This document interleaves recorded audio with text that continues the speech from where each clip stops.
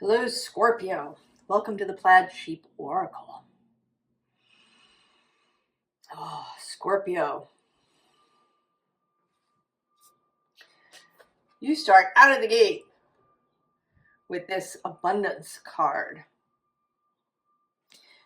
And it actually feels very visionary. There is, in fact, a visionary card in this deck.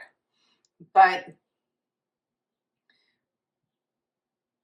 I think this wants to be kind of a combination of this idea of vision, that she's seeing in front of her what it is that she wants, and even more than that, she's seeing, I think, what is really there. There's a whole, I don't know, there's a thing that's starting to appear in the readings. It was really strong in the Gemini reading.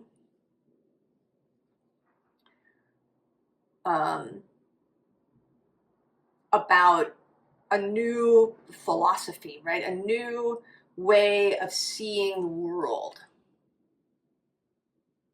Now, astrologically, it's sort of quiet in Scorpio. The planetary action is largely in Pisces and Aries, and then Aquarius and Leo, right?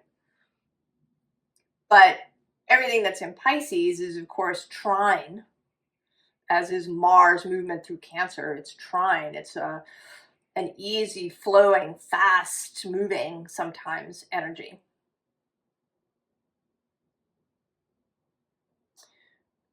And it's coming through here as a kind of turbulence in the waters. So a turbulence in the cosmic waters. I was seeing this morning that they're showing pictures, photos of the aurora on Neptune.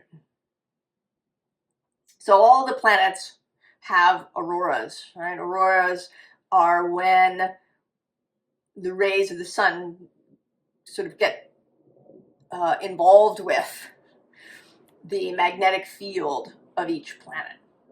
And Neptune's is really interesting because the magnetic field of Neptune is 47 degrees off of its tilt. So the auroras on Neptune, rather than being on either pole like they are on Earth, are actually, kind of almost where the equator is. And they've taken some photos. They actually took them a while ago, and now they're releasing them, of a combined image from the Hubble telescope, which uses visible light, and then the James Webb, which also uses infrared. And so now we're able to see these auroras on Neptune. We were also, through James Webb, able to see the Neptune's rings and moons in ways that we hadn't before. So Neptune has rings. All the gas giants actually have rings.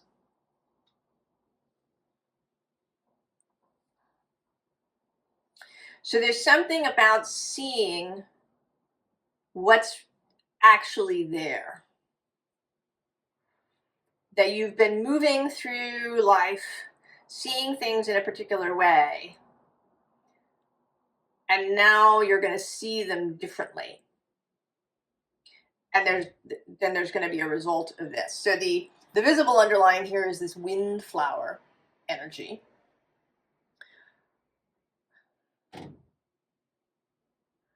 And here too, today she's looking a little bit surprised to me, right? She's looking in her lap. There's this, right? She's kind of got this snail shell going on. And one could, is she in fact the snail? She has, I think that was the original image intention, right? She has this kind of snail shape going on, so that she is herself a snail. Or maybe she has this snail.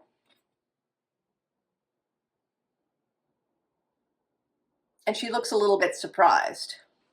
Below her is this green vibrations person, and then actually below that is this card that to me is all about, you know, stepping out of the known.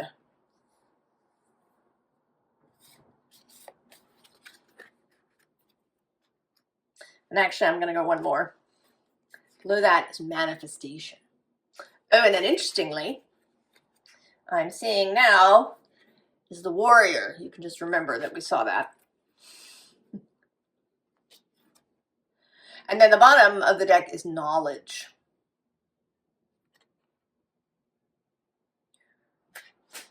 That seeing, right, seeing what's really there is an increase in knowledge.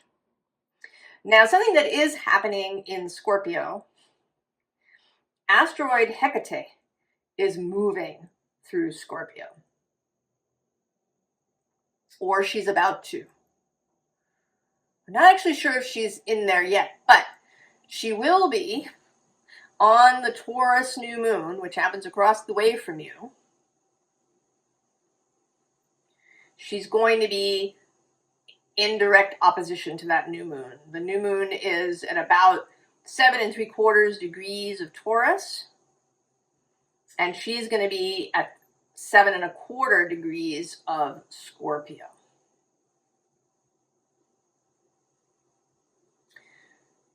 And she's a triple goddess, seen as maiden, mother, and crone.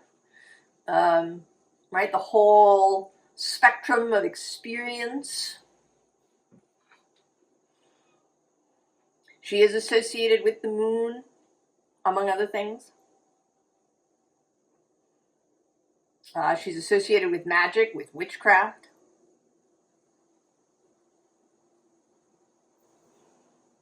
Right, with seeing. There's something here about seeing.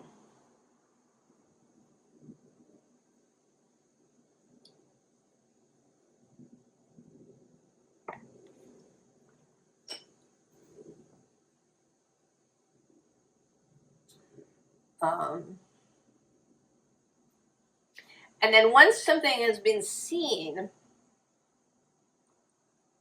you kind of can't unsee it, right? Once you know what's really there, I mean, you can kind of forget about it for a while, but you can't entirely go back to the way things were. And so we have the 8 of water. And this is coming through not so much as, you know, leaving something behind, but of, you know, moving into this new existence that comes as a result of this seeing what is really there. And that there's more there. Right? There's this abundance of things, kind of in a very literal sense. Not even in the usual spiritual sense, where abundance means having a lot of resources. But that there is, right, that there are all these things.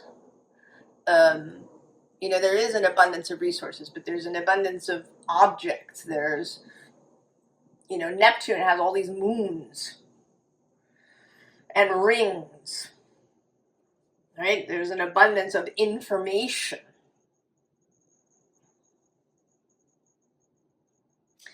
And then an interesting aspect here is these two cards. This 3 of Earth was right underneath. And this whole reading also has these bits of messages that are like little hints of what's to come. One of them is this, right? That there's this seeing one another. So I have the sense that at some point in the future, and maybe this will show up in a reading, that maybe you are going to be encountering somebody who has perhaps been expecting you in some way. I mean, maybe literally expecting you, or expecting someone like you to show up in their experience.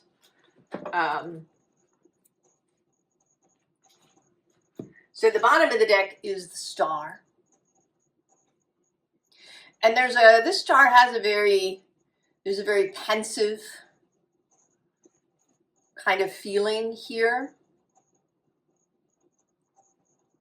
There's a calm. There's an ease.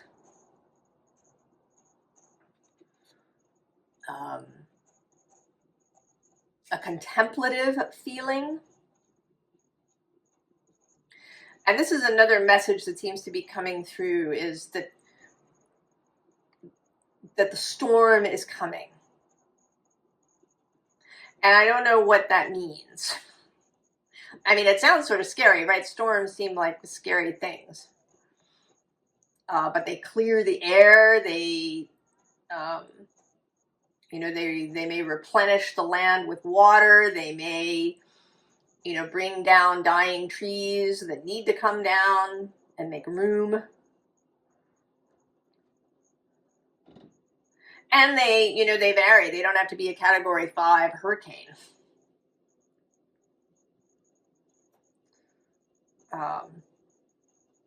So I think that the storm in each of our lives, and, in the lives of the collective, are going to have, different effects and different manifestations of themselves.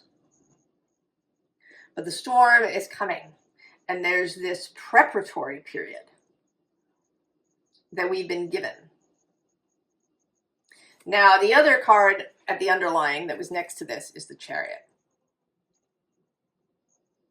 So this is a little bit of this hint. That's hint number 1. So we have this 8 of water, this recognition that things are not what you thought they were. And this too could have varying differences. My automatic reflex is to think about this in a spiritual way. That, reality isn't what you think it is. Things are more mutable than they think you are. I was just watching a little video by Carolyn Meese that's kind of about this, about, the need of making energetic change first, because it makes the movement of physical things much easier. And I was even having this idea as I was shuffling and choosing cards in this deck particularly here, that as I choose with the card back facing, and I had this notion that it almost didn't matter, that the card would be what the fellowship needed it to be when I chose it. Right? That it was kind of coming into existence as I chose it. And it seems sort of crazy, right? It seems that if I turned the deck over and fanned the cards out, they would all be what they are. And yet that in some way it was also true. I think we have a lot of difficulty, I certainly do, talking about these things. Because as humans, we are so used to things, right? Things being tangible. That this notion of yes and the thing, right? That this and that can be true, that, right? That things are not what they seem to be.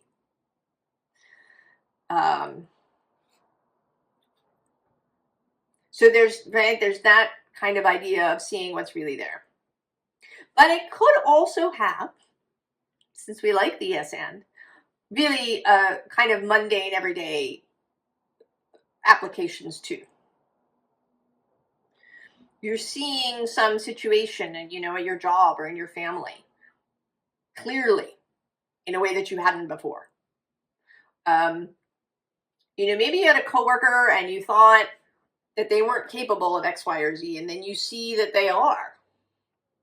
That maybe they just needed to be approached in a different way, or that you had this, you know, preset notion about what they might or might not be capable of.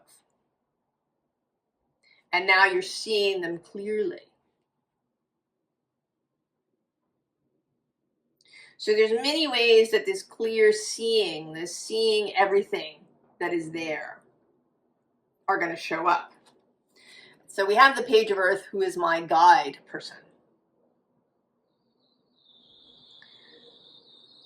When you set out on this new kind of journey of not making assumptions about things, doing your best to not have preconceived notions about people or events or places, that you have a guide.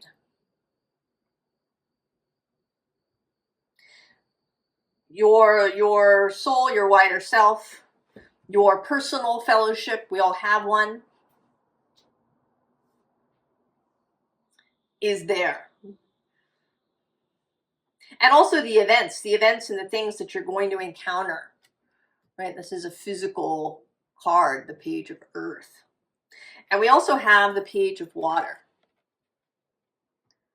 who is a guide through this kind of conceptual consciousness territory, right? This, you know, these things that we don't have language for, this ability to move through different conceptions of reality, through recognizing that it's all here, it's not somewhere else.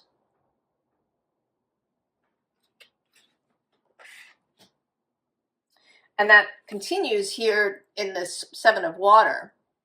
This is actually Venus in Scorpio. And I think that she's really important in all of this. She's doing her retrograde. She's become the morning star. Lucifer, the light bringer.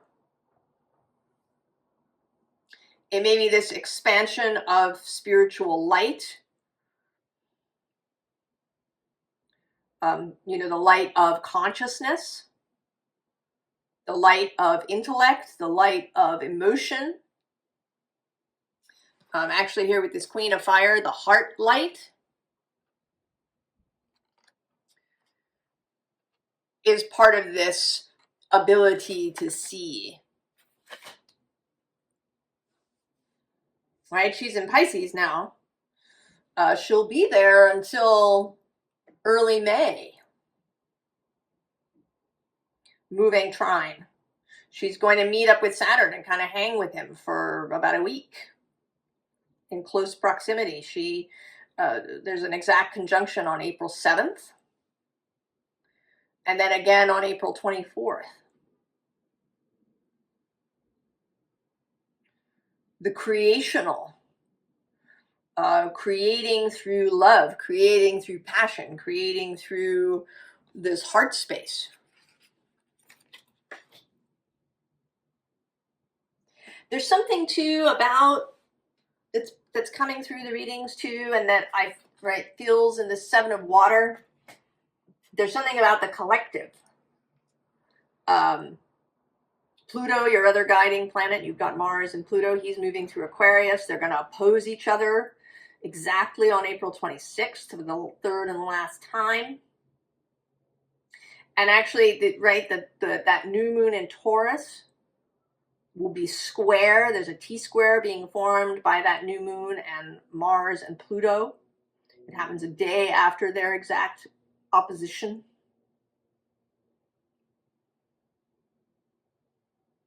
So this sense, right, the sense of self, the sense of creativity, of fire, of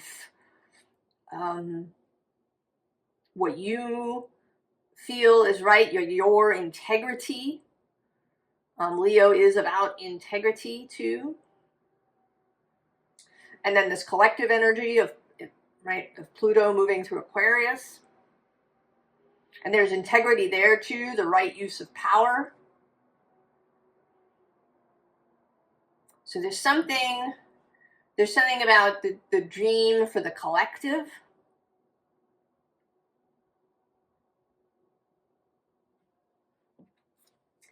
We have the ghost dance. And below that, the spiral.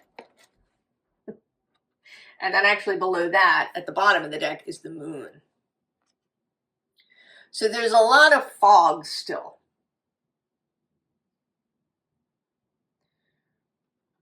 This, whatever is happening now, it's not, there's still, you're seeing more, you're seeing that there's more, but there is still some cloudiness. There is more practice, right? We begin with this page energy.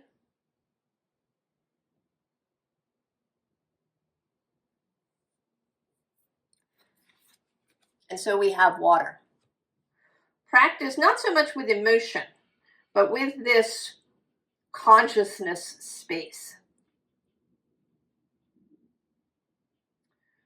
With imagination. With giving imagination a free rein. The releasing of the preconceived notions. And there's also, right, with this movement, there is this sense of the turbulence within the consciousness zone.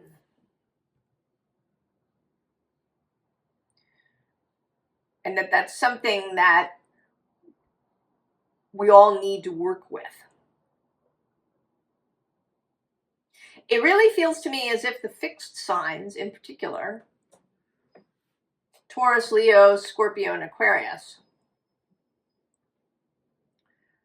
have in many ways a leadership role here as examples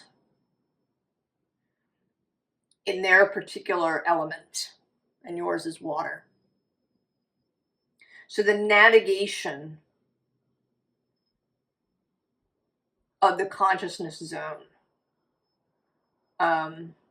Another thing about Neptune that's showing up, the previous images that were close up, there was the Voyager, I think it's the Voyager spacecraft, passed by in 1989 and took a bunch of images and a bunch of readings that it sent back to Earth. And there's apparently been a major temperature shift on Neptune.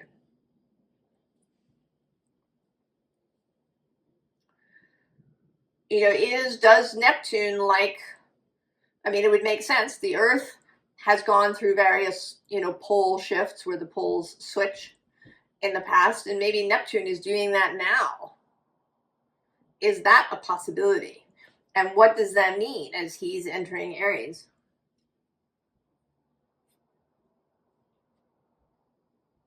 And what does that mean through the consciousness zone?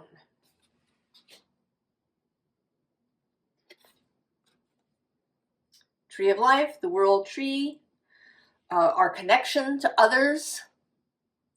Also the sense of watering the tree of life.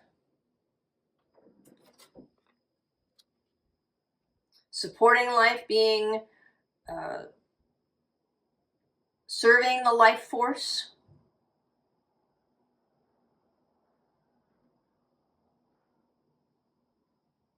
It isn't really so much life or death as such, right? These things both happen. But kind of life and deadness, right? Things that have no life, no vitality. Things that are deliberately destructive, things that are solely extractive, things that see the world as a bunch of dead stuff.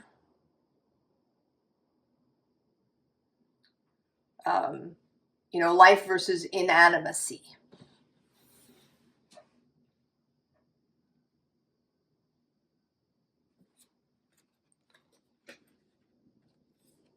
and then the many paths.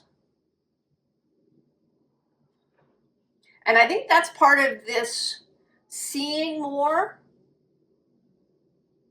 is the ability to see how different paths can all lead to the same place. That we don't all need to hold all the same beliefs or ideas in a mundane way. We don't all have to do the job in the same way.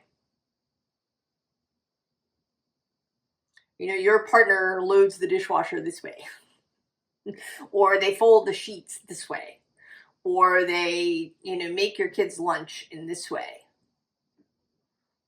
And it's different than yours, but, you know, that doesn't make it wrong or bad or, you know, any of these things. So the ability to see that there are many ways to come together, and that even you, in and of yourself, might have many pathways, that you don't always have to do things in the same way. As a fixed sign, Scorpio, you may find that as a thing,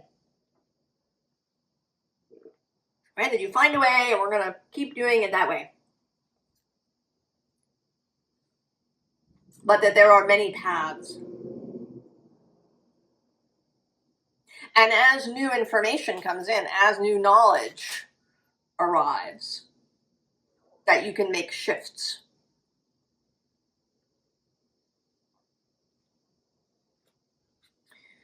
So this whole row seems to be largely about this process, right? This learning to really work with water, with this consciousness space, with the energetic consciousness space, energetic water.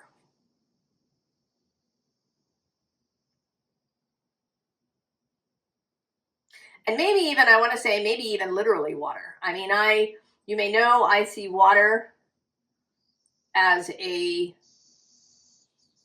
multi-dimensional kind of cosmic being. That water here is connected to water everywhere. Another astronomy thing, you know, watching some of the moons of Jupiter and how they react and what their auroras are like, have led some scientists to speculate that they have underground oceans, which is really cool.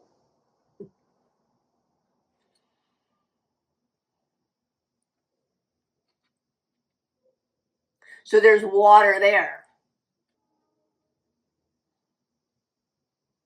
Right? Water everywhere. And that the water is all one.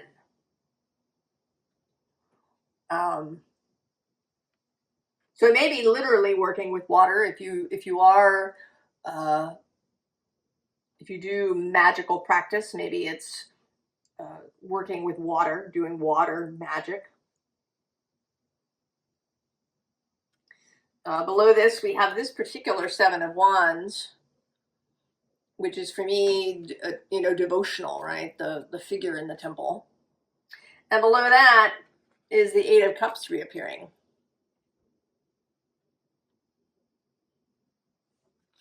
This process. The bottom here is the Queen of Sacred Circles. And this is feeling less like the Queen of Pentacles and more like the moon showing up.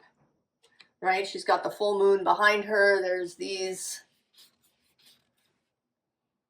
moon chart on the wall.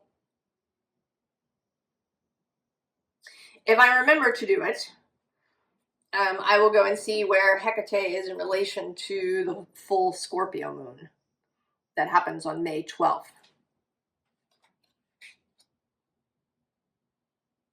And it may be that that is another moment, right? That these are all moments.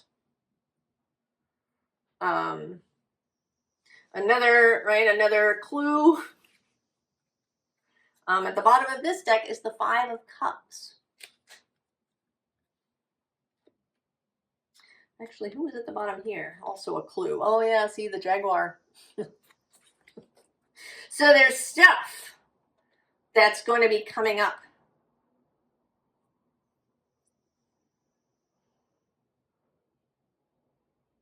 Right through the storm. So Judgment, right? Moving into the new space. This watery space. The connection to consciousness. Right? Your body might be down here in bed, but your soul, your consciousness is elsewhere.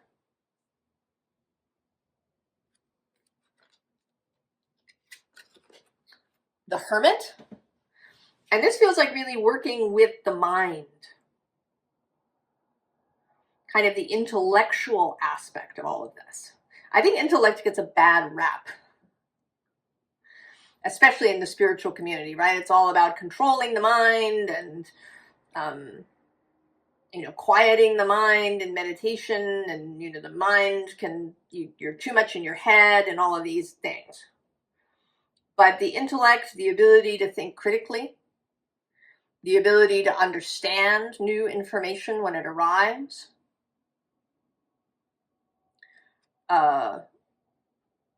to evaluate things that people tell you, to not just swallow everything that shows up, are important. And so there is a thing here too about working with the intellect, about a coherence between mind and heart.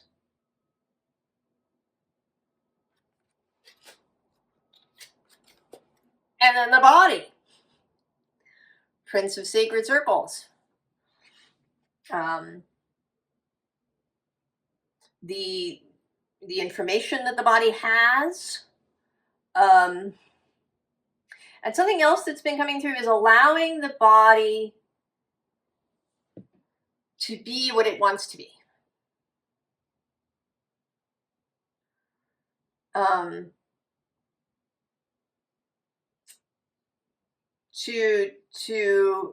To reach into the consciousness space, kind of on behalf of the body, or with the body along with you, because the body has its own or its feelings about what is best to it might mean losing weight, it might mean gaining weight, it might mean more muscle or less muscle, right? That your body has an individual place where it is at its most vital and alive and healthy. And that it's not here, about approval or, conformity in any way to anything. To anybody else's ideas about what you should or should not do.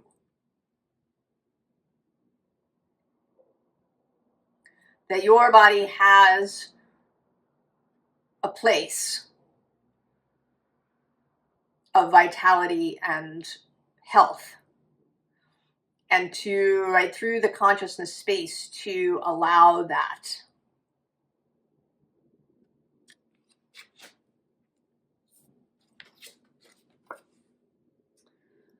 Two of Swords. This is feeling like the kind of psychic and in fact telepathic space. Right? Maybe communication with, possibly it's communication with this one, whoever they are.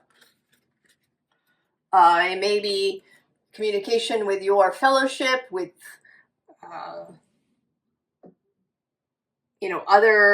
other beings, other dimensions, other spaces.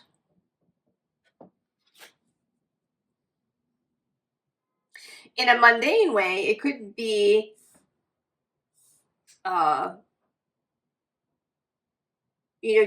your communication with other people. How you speak to people, how you listen to people.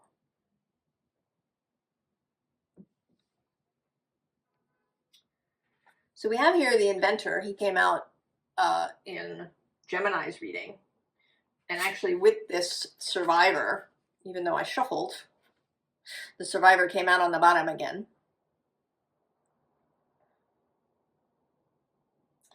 The new invention. Right? The new way of seeing. You know, Leonardo, right? He saw things, had ideas that many people around him probably thought were really bananas. Couldn't be. What do you mean flying through the air?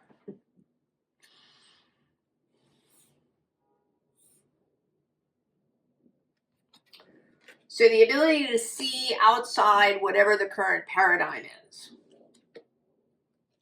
Another clue, and this I think is my favorite one, the midwife. Clue of things to come. So we have the warrior, see? You remember we had the warrior there? But he isn't, right? He's not battling.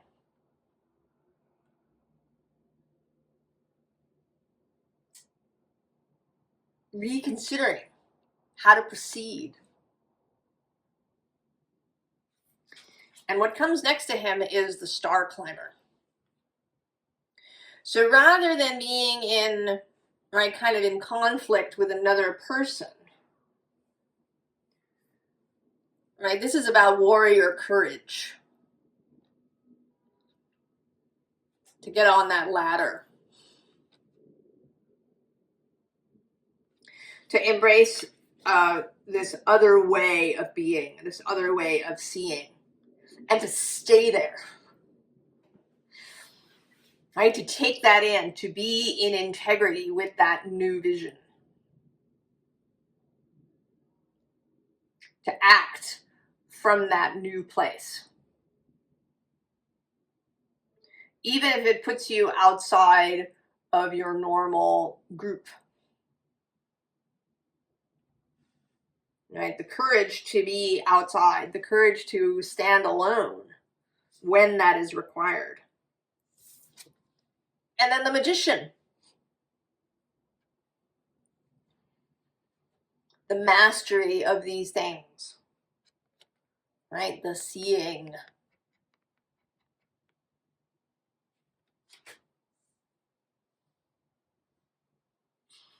Scorpio. So what is the advice? Formal advice. The Eight of Cups again. Here it's indolence, but that's not really, right? It's the Eight of Cups. And another Eight of Cups is that in this system, it's Saturn in Pisces, and Saturn is in Pisces.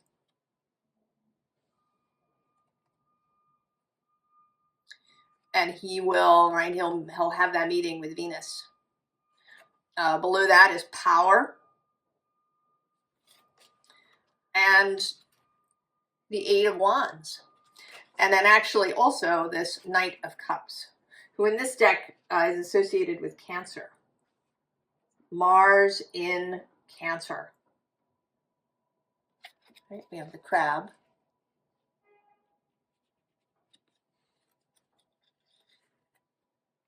And then we actually have another Venus card, Venus in Virgo with gain. Oh, and look, there's the Two of Swords again.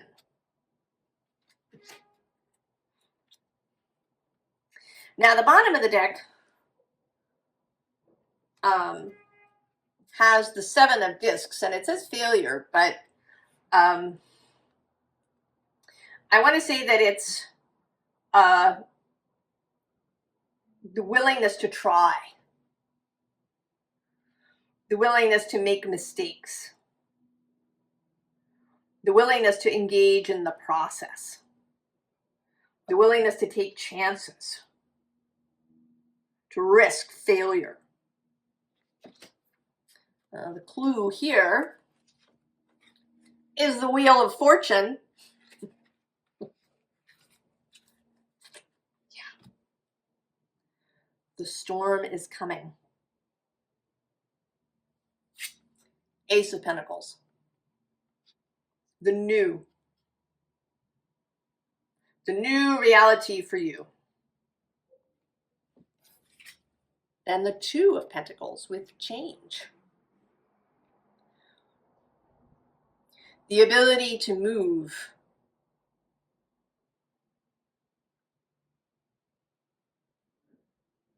To accept change. To roll with things when that is required. Also to plan the change when that is appropriate.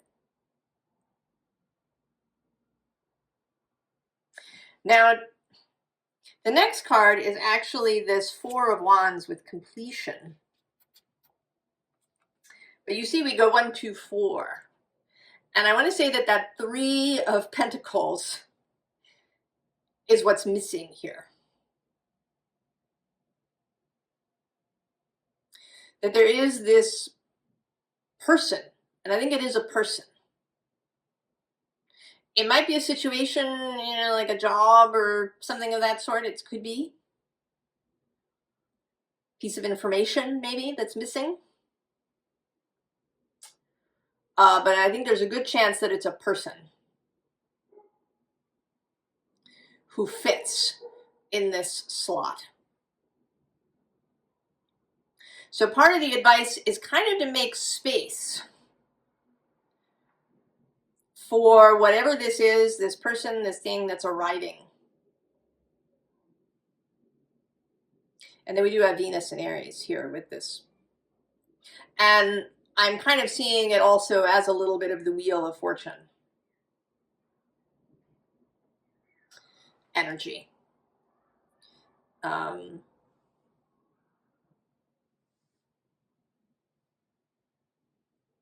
There's been a bunch of Venus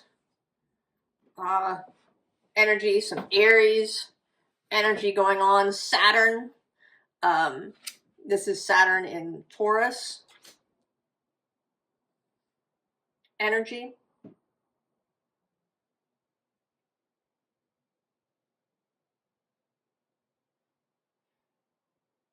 There's also the energy of fire and water.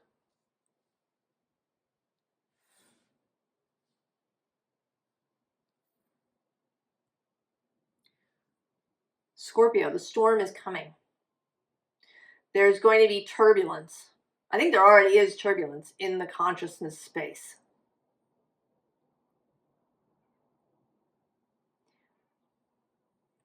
And your ability to see what is really there, to see that there is so much more there, greater possibility for what can be.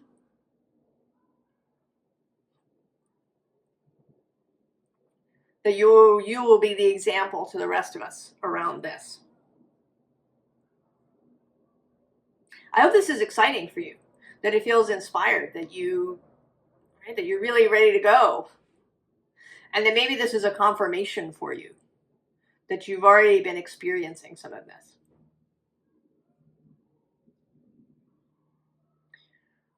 But I wish you all the very, very best, Scorpio, as we do this. And I will see you next time. So long.